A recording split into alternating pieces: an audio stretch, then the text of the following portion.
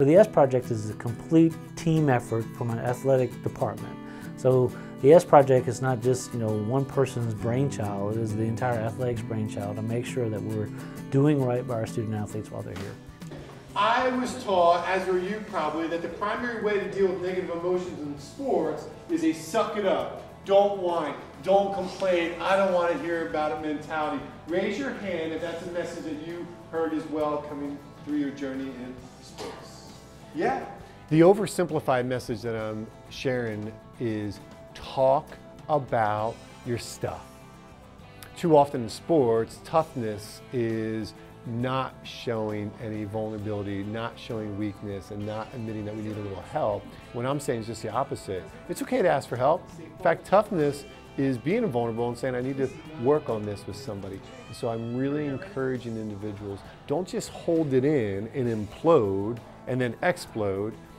Learn to work out your mind like you work out your body. And It's very rare that people, when they talk about sports, they talk about the holistic view with your mind and body kind of connecting. So I think that it's important as athletes that people know that it's mental stress is actually strength when you talk about it, as opposed to keeping it to yourself. And I think it kind of reduces the stigma attached to mental health.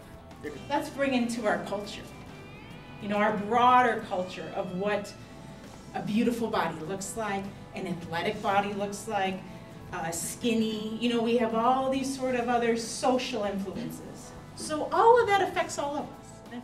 We've become a culture that it's become normalized to be very confused about our bodies and very confused what health looks like, what a fit body looks like.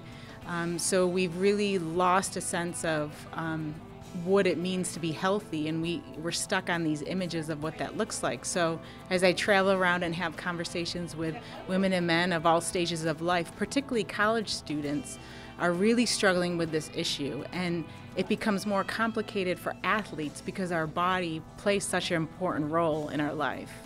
For me, your net worth is simply everything you own, the value of everything you own minus the value of everything you own. It's the most important number in your personal finances because that's what determines if you have to go to work tomorrow. Do your due diligence. At the end of the day, we're responsible for your financial future. You can't play the blame game, point at this person or that person. You're an adult, you're the CEO of You Inc., and you have to make the tough decisions. And ultimately, it's in your hands. The education is out there, and you have to be willing to go out there and get it. Just like you have a plan, to become a starter, become all pro or whatever, you have to have a plan, your financial playbook as well. And that's what we're here. We're here to try and give these kids their own financial playbook, whether they go professional or not. We all want to be successful. Going to these S projects really helps with opening your mind to some of the things that you need to develop as a student athlete that you might not get elsewhere.